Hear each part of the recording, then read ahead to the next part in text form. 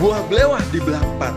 Pesen sate, datangnya gulai. Ayo semua kita merapat. Podcast Anak Jakarta mau dimulai. Assalamualaikum warahmatullahi wabarakatuh. Halo, selamat datang dalam podcast Anak Jakarta. Perkenalkan, saya Sasti Hapsari yang akan menemani Anda dalam episode kali ini. Tentu saja dalam episode kali ini kita bakal ngobrolin tentang ekonomi. Tapi tentu saja bukan saya yang akan menjelaskan.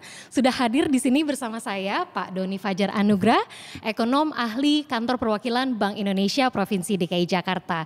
Selamat pagi Pak Doni. Pagi Mbak Sasti. Apa kabar Pak? Alhamdulillah baik. Sehat ya Pak ya? Karena itu kayaknya yang paling penting Pak di saat-saat seperti ini ya Pak ya?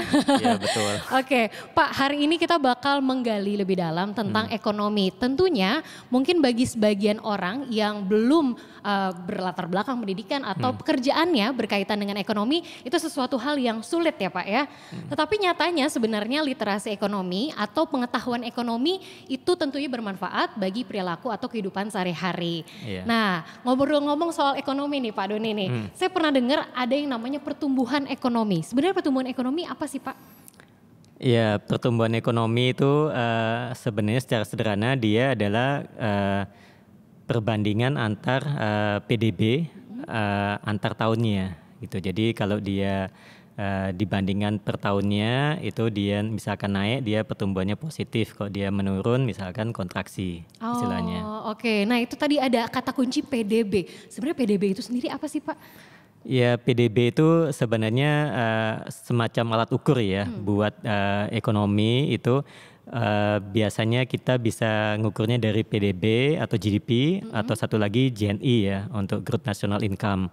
Itu adalah semacam alat ukur untuk ngelihat tingkat kesejahteraan suatu negara.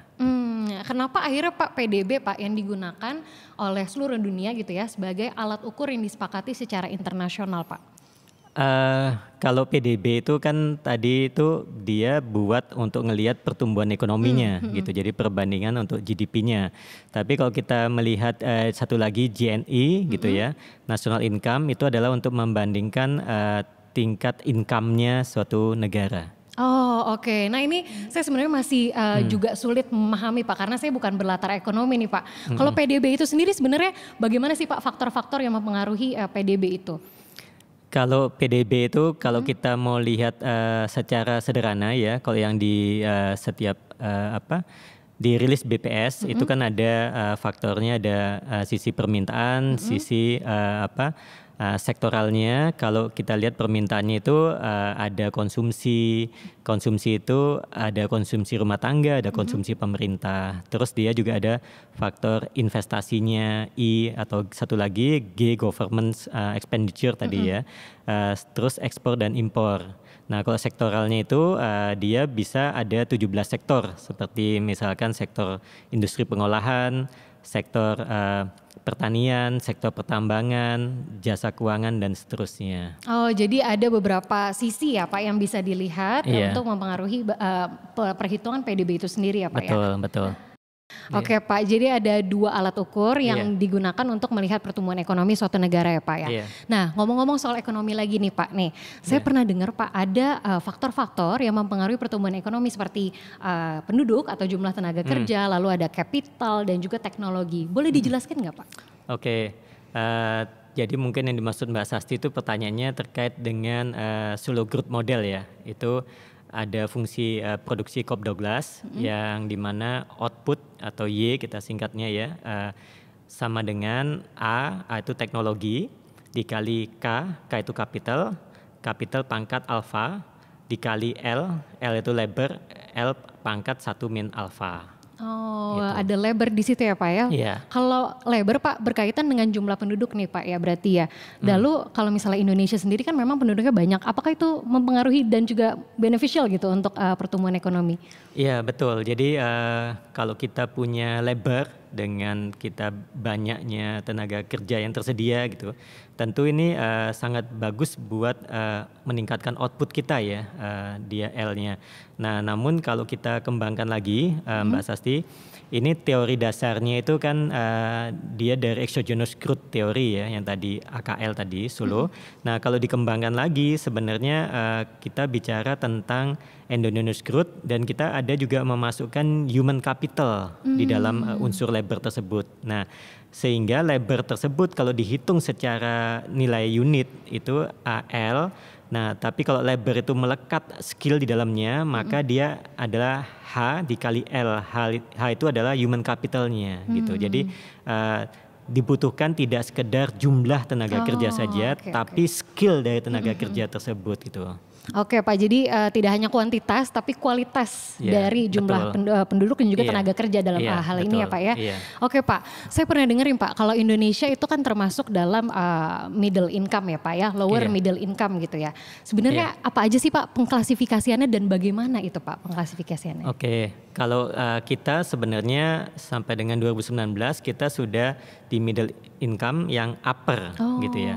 Tapi 2020 kemarin karena ada pandemi, tentu ekonomi kita menurun, gross national income per kapita sedikit turun ya, sekitar 3.850 kalau nggak salah. Nah, jadi kategorinya itu turun sedikit menjadi ke lower middle income. Jadi untuk skala kategori yang standar internasional itu ada lower income itu 0 sampai dengan sekitar 1.035 kalau nggak salah. Terus yang masuk middle income itu dibagi dua, lower middle income itu 1.035 sampai dengan sekitar 4.000 ya. Terus dia upper middle income 4.000 sampai dengan sekitar 12.500 ya US dollar. Nah, terus kalau high income gitu, itu di atas 12.500 US dollar ya. Oke, gitu. Jadi ada 4 ya Pak ya pengklasifikasiannya ya Pak ya. Dan Indonesia ada di tadi tahun 2019 kita sempat ada di upper middle income. Lalu kemarin 2020 kita ke lower middle income lagi ya Pak ya. Dan waktu itu juga saya pernah baca-baca banyak sekali memang negara-negara yang ada di middle income ya Pak ya. Dan ada yang menarik nih Pak, ada suatu istilah nih namanya middle income trap. Itu sebenarnya apa sih Pak? Oke, nah yang middle income trap itu sebenarnya kondisi suatu negara ketika dia masuk di middle income, nah dia tidak beranjak dari situ gitu. Nah jadi gini, mungkin kita bicara dulu sejarahnya ya. Artinya negara tersebut kalau kita misalkan lihat gitu ya, dia posisi awal misalkan dominan pertanian misalkan ya. Terus dia ada di low income ya. Setelah itu dia naik ke industri misalkan, maka dia masuk ke middle income, ada kenaikan di pendapatan negara tersebut. Nah, ketika dia ada di middle income, maka tahapan selanjutnya kan adalah ke high income gitu. Nah, negara yang disebut tadi middle income trap itu adalah karena banyak negara yang telah naik statusnya dari low income ke middle income dan dia tidak beranjak dari situ. Misalkan Brasil itu sudah berapa dekade tetap aja ada di middle income. Nah, belum bisa lolos dari middle income menuju ke high income. Nah, inilah yang disebut dengan middle income trap. Dan ini biasanya kaitannya dengan teknologi. Jadi kalau industri itu sudah masuk di industri dan kita ada di middle income dan negara tersebut industrinya semakin ini ya teknologinya makin tinggi yang banyak digunakan, itu maka ada peralihan dia, statusnya dia bisa semakin lebih, nilai tambahnya lebih banyak, dia akan naik ke high income gitu. Bisa di boost dengan teknologi tadi ya Pak ya? Betul, jadi teknologi, inovasi gitu, itu adalah suatu bentuk yang memberikan nilai tambah lebih ya, sehingga dia income-nya bisa naik. Oke, nah itu kategori-kategori pendapatan negara, pendapatan nasional gitu ya Pak ya, dan bagaimana pengklasifikasiannya. Nah Pak, kalau misalnya ngomongin soal itu, apakah nih Pak negara-negara berkembang tadi yang mungkin ada di middle income ini bisa mengejar negara-negara yang sudah maju Pak? Oke, nah kalau ini sebenarnya kalau dalam teori itu ada dua ya Mbak Sasti. Pendapat pertama itu menyatakan bahwa negara yang berkembang itu dia nanti akan bisa mengejar negara-negara maju gitu, karena dia ada dalam suatu lintasan kurva gitu ya. Dia lintasan kurvanya sama, cuma dia negara berkembang itu ada di masih bawahnya, negara maju ada di atasnya gitu ya. Nah kalau negara berkembang ini dia kan butuh suntikan modal gitu, jadi kalau ditambah modalnya maka dia akan naik kurvanya ya, nah dia bukan di lintasannya sama, dia akan naik terus mendekati negara maju. Nah kalau negara maju dia relatif bergeraknya pelan. Kenapa? Karena penambahan modal ini menurut konsepnya Golden Rule Capital ya, kalau kita lihat penambahan kapital ini buat negara yang masih di level bawah, negara berkembang, itu dia bisa mendorong output yang lebih tinggi, lebih cepat dibandingkan kalau negara itu sudah pada negara maju. Jadi penambahan kapital itu saya ibaratkan kalau kita kehausan nih, nah kita haus nih, kita minum 1 gelas air pertama, rasanya kan mungkin rasanya kita kita senang sekali gitu ya. Terus kita haus lagi, masih haus nih, minum lagi, kedua, ketiga. Nah begitu sampai gelas keempat misalkan, nah itu misalkan gimana tuh Mbak Sasi kok minum itu rasanya? Pasti kembung sih Pak rasanya.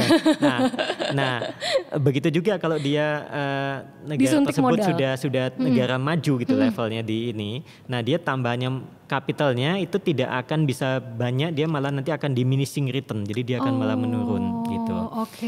Sehingga negara berkembang bisa mengejar negara maju tersebut.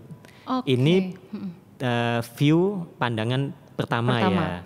Ya. Sedangkan view kedua itu adalah negara maju dengan negara berkembang itu lintasannya beda gitu. Nah kalau lintasannya beda, ini sampai istilahnya menjadi sangat sulit negara berkembang itu mengejar negara maju gitu.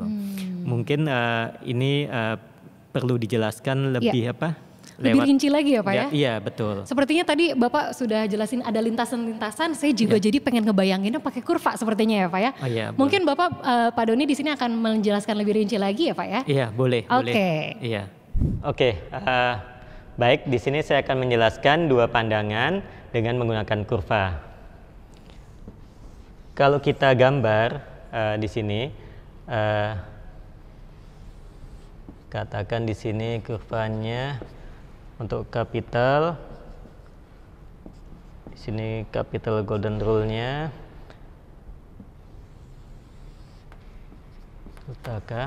nah kita memberikan perumpamaan negara maju ada di sini, misalkan titik ini A. Negara berkembang itu ada titik sini, titik B. Nah, ini mereka dalam satu lintasan yang sama. Nah, ketika ada penambahan modal gitu di sini di negara B, walaupun dia sedikit di sini penambahan modalnya, kapitalnya ya maksud saya. Nah, dia akan naik ke sini. Dan penambahan modal lagi sedikit, dia akan lagi geser. Dia akan geser terus. Nah, kalau si negara maju atau negara A, penambahan kapitalnya segini, dia relatif pergerakannya tidak begitu banyak gitu ya. Kita anggap nih geser nih ya, kapitalnya dia ke sini. Nah, si negara B atau berkembang ini, maka secara berlahan dia lama-lama dia akan dapat mengejar negara maju tersebut gitu. Jadi ini pandangan pertama dengan sekali lagi asumsi kedua negara, negara maju dan negara berkembang ada pada lintasan yang sama gitu.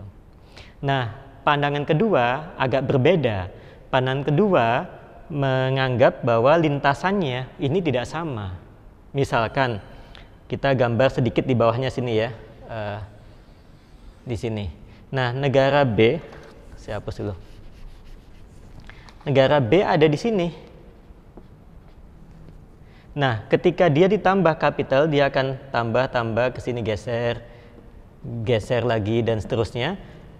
Tapi kita lihat di sini di pandangan kedua, penambahan kapital pada negara berkembang memang akan meningkatkan outputnya negara berkembang tersebut.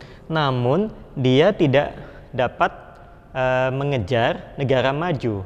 Kenapa? Karena kita lihat bersama di sini lintasannya, kurvanya berbeda. gitu. Sehingga kita dapat menyimpulkan pandangan pertama, view-nya melihat bahwa negara berkembang mungkin mengejar negara maju gitu.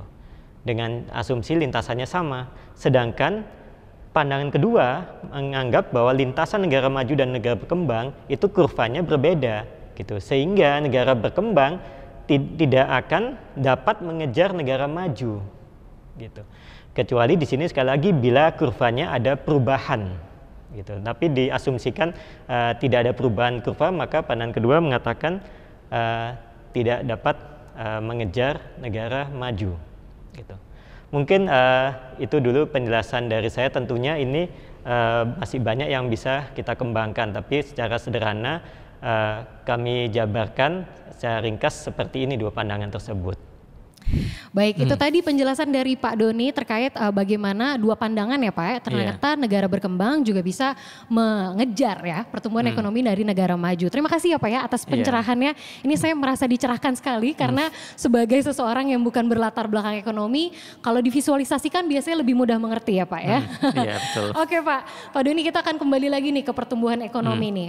Ngomongin soal pertumbuhan ekonomi, apakah pertumbuhan ekonomi itu selalu tumbuh positif dan apakah wajib selalu tumbuh positif Pak?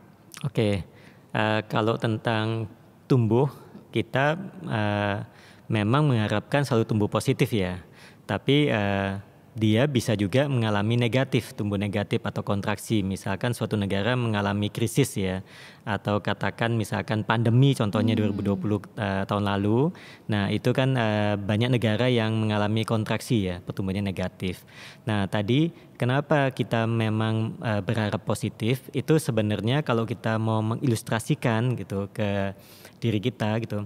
Nah orang itu kan akan selalu kepingin ada peningkatan ya setiap tahunnya gitu dari pendapatannya gitu ya. Jadi kalau dia ingin meningkat tentunya itu kenaikan kan tiap tahun. Betul. Maka itu dia akan tumbuh positif gitu. Sehingga memang satu negara dia untuk dia maju gitu, dia butuh peningkatan dari outputnya tadi.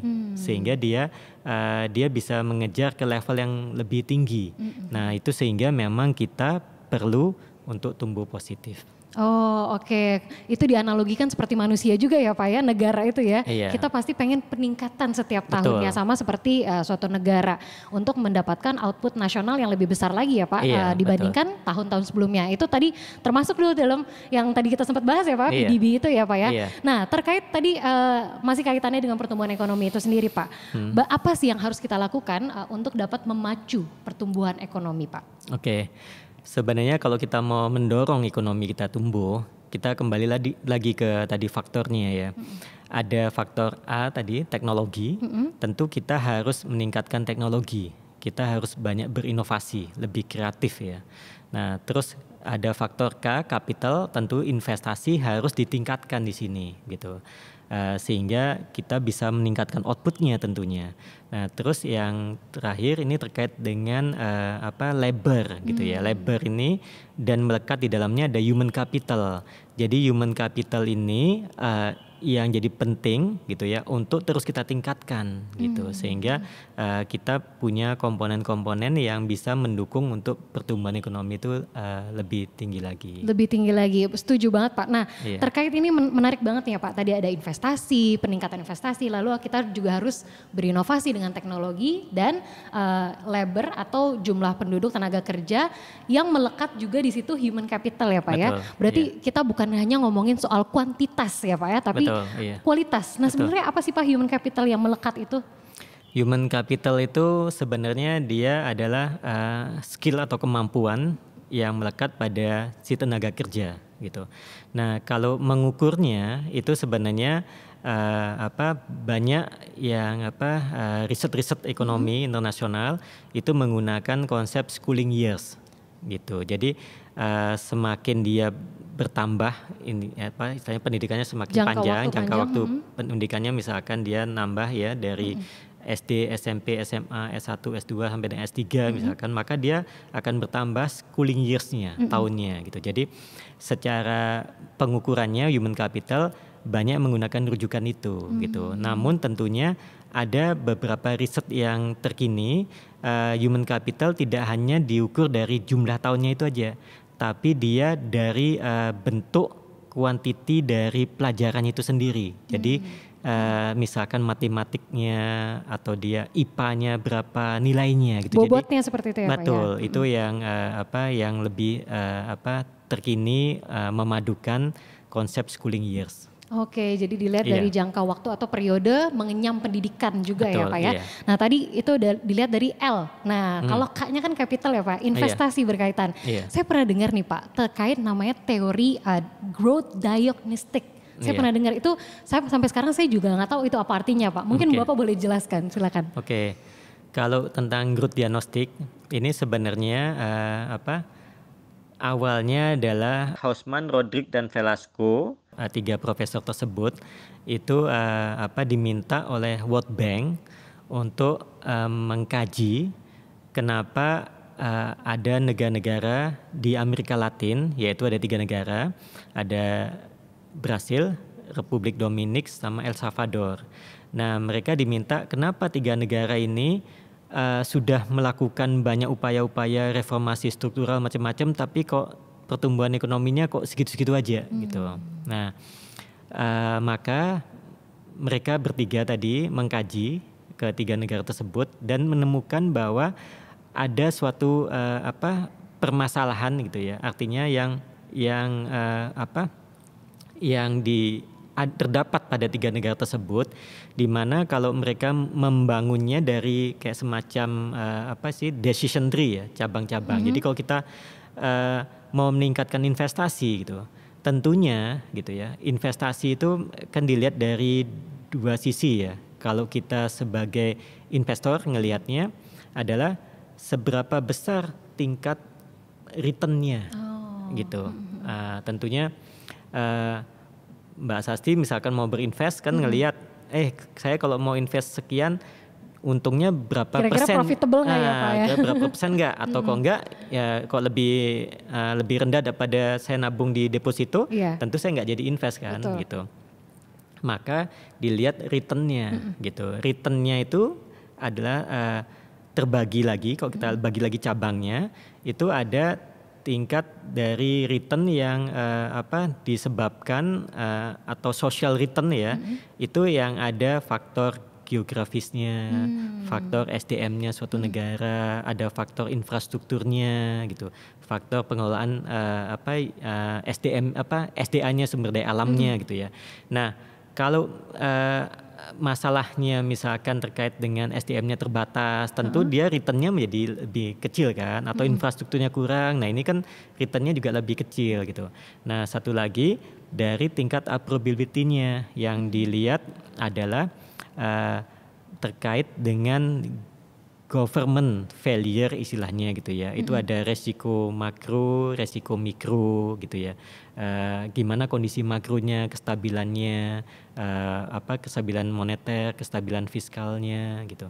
Nah, terus juga mikronya gimana untuk tentang hak cipta macam-macam gitu ya, sejenisnya. Nah, terus untuk kegagalan satu lagi market failure ya cabangnya. Nah, market failure dilihat tentang koordinasinya antar agennya itu seperti apa dalam pasar. Terus gimana tentang untuk tingkat penemuannya, inovasinya gitu ya. Apakah terlindungi nggak kalau orang misalkan berinovasi gitu ya. Nah, itu dari cabang utama pertama gitu yang dikaitkan dengan social return-nya.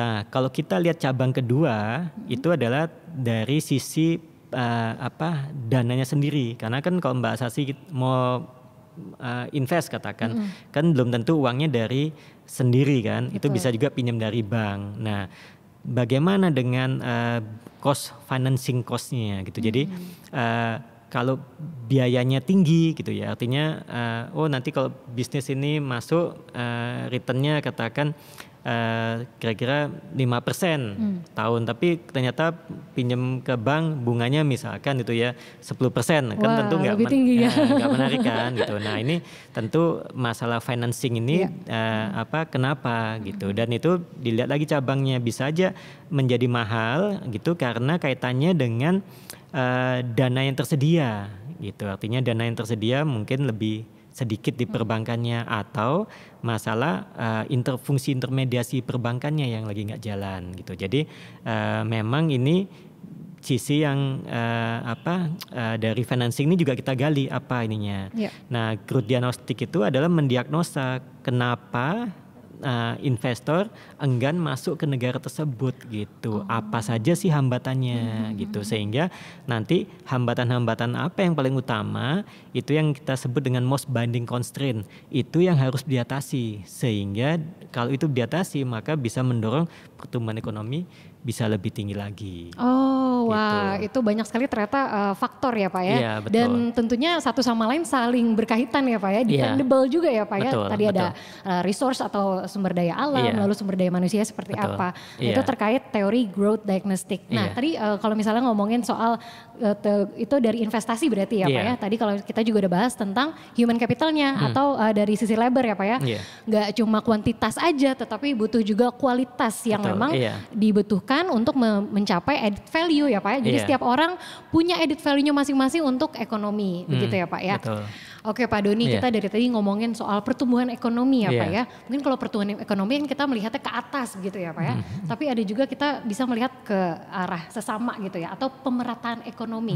Ada dua istilah itu, pertumbuhan ekonomi dan pemerataan ekonomi. Kalau pemerataan ekonomi itu sendiri penting gak sih Pak? Oke, kalau pemerataan ekonomi tentu penting ya, ini sangat penting sekali. Kenapa? Kalau kita ngejar pertumbuhan ekonomi itu kan dia akan naik ya, outputnya suatu negara ya, atau income-nya dia naik. Nah, pemerataan ini adalah apakah dirasakan juga oleh semua gitu. Jadi ibaratnya kita itu ekonomi bertambah gitu ya. Ini kan kita ibarat suatu kue gitu ya. Nah, kalau kue itu dibaginya gitu ya ke tidak merata gitu ya, artinya ada yang kebagian ada yang enggak. Nah ini kan menjadi suatu permasalahan tersendiri gitu. Jadi artinya pertumbuhan ekonomi mestinya bisa dinikmati oleh seluruh masyarakatnya gitu. Karena ini istilahnya kaitannya dengan peningkatan dari daya beli pada masyarakat itu sendiri gitu. Kalau dia dapat kebagian income-nya juga naik, ini tentu dia bertambah kemampuan dia daya belinya, sehingga dia bisa konsumsi lebih banyak lagi. Oke. Nah menarik, daya beli masyarakat itu sebenarnya kaitannya dengan apa sih Pak? Ya, daya beli ini kaitannya dengan kita ketahui bersama Mbak Sasti, barang-barang itu kan di pasaran kan relatif cenderung naik gitu ya. Nah tentu kalau dia daya belinya dia bertambah, tentu dia masih bisa beli walaupun harganya naik sedikit-sedikit itu ya. Nah kenaikan harga ini yang sering kita sebut dengan inflasi secara umum. Inflasi ya Pak. Nah itu menarik sekali, sepertinya saya juga pengen tahu lebih dalam lagi nih Pak terkait inflasi. Nah mungkin teman-teman yang di rumah juga pengen tahu, menggali lebih dalam tentang inflasi, karena mungkin sebagian orang juga nggak tahu secara sederhana inflasi itu apa ya Pak ya. Nanti kita akan bahas lebih dalam lagi ya Pak di episode selanjutnya. Untuk itu saya ucapkan terima kasih terlebih dahulu ke Pak Doni yang sudah berbagi kepada kita semua nih terkait pertumbuhan ekonomi. Terima kasih ya Pak ya. Iya, sama-sama. Jangan bosan-bosan untuk ngobrol lagi terkait ekonomi ya Pak. Iya, terima kasih. Oke, nah teman-teman kita akan gali lebih dalam lagi terkait inflasi di episode berikutnya. Untuk itu tetap ikuti podcast Anak Jakarta. Sampai jumpa.